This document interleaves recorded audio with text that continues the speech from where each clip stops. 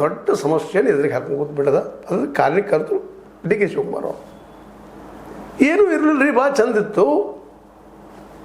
ಇವತ್ತು ಸ್ಟ್ರೈಕ್ ಮಾಡಿದಂಥ ನಮ್ಮ ಜಂಜಿಗಳು ಕರ್ನಾಟಕದ ನೌಕರಿ ಇಲ್ಲದಂಥ ಪಾಪ ನಿರುದ್ಯೋಗಿಗಳಿಗೆ ಸಡನ್ನಾಗಿ ಬಡ ಬಡ ಬಡ ಏನು ಪಾರದರ್ಶಕವಾಗಿ ಎಕ್ಸಾಮ್ ನಡೆಸಿ 10% ತೊಗೊಳ್ಳಾರ್ದ ಅಂಥ ವ್ಯವಹಾರ ನಡೀಲಾರ್ದಂಗೆ ನೋಡಿಕೊಂಡು ಅವ್ರಿಗೆಲ್ಲ ಉದ್ಯೋಗ ಕೊಟ್ಟಿದ್ರೆ 2028 ಇವ್ರ ಗ್ಯಾರಂಟಿ ಮುಗಿದೋಗಿತ್ತು, ಆಟ ಮುಗಿದಿತ್ತು.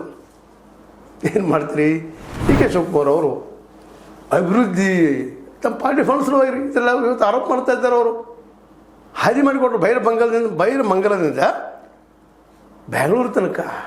ನಮಗೆ ಬೇಡಪ್ಪ ಮಗ. ಅದು ಪಾದಯಾತ್ರೆ ಸ್ವತಂತ್ರ ಉದ್ಯಾನದವರೆಗೆ ನಮ್ಮ ನಿಖಿಲ್ ಕುಮಾರಸ್ವಾಮಿಗಳು ಅದರ ನೇತೃತ್ವ, ದೇವೇಗೌಡರ ಆಶೀರ್ವಾದ, ಕುಮಾರಸ್ವಾಮಿಗಳ ಜೊತೆಗೆ ಸಮನ್ವಯ ಸಮಿತಿ BJP ಎಲ್ಲರೂ ಕೂಡಿ ದೊಡ್ಡ ದುಂಬಳಿಸಿ. ನೀನು ಏನು ಜನ ಸಾಗರ ಕುಡಿತೀರಿ?